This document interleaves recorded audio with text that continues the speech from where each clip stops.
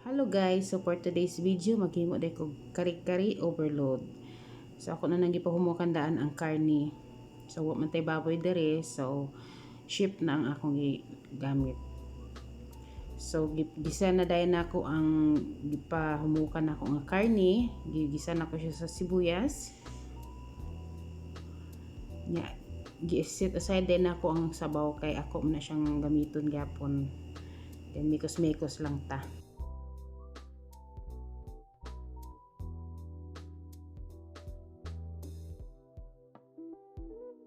Ako na dayong gisunod, gibalik ra pud nako ang sabaw niya kay na naman di ang ihang lasa pod sa karne.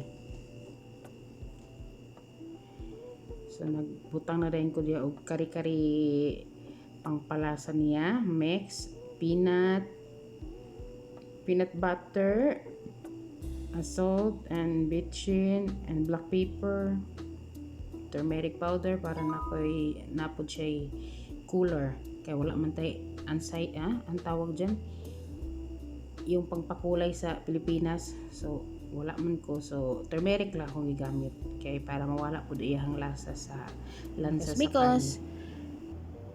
Ako din gitilawan ko lang pa sa panglasa, so ako siyang gidugangan sa kari-kari mix. Lami siya in fairness. Actually first time na ako maghimo og kari-kari nga ship ang karni, so lami man pud ay.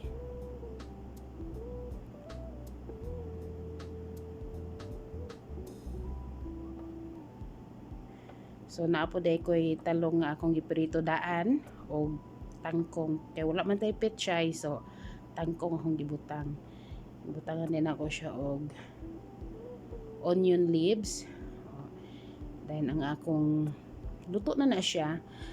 Ako na dayong gisunod ang talong nga akong giprito, tas tangkong.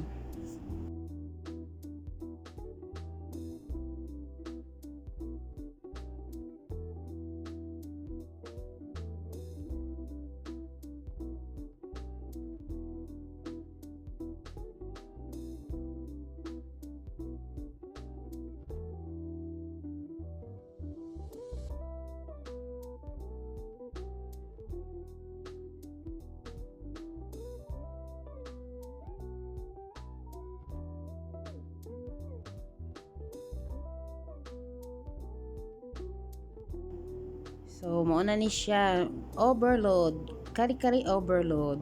So kulang na lang gini siya bagoong, pero kung antay bagoong lisod man kay makapangita diri sa Saudi, so naaman pod mi bulad, okay ra.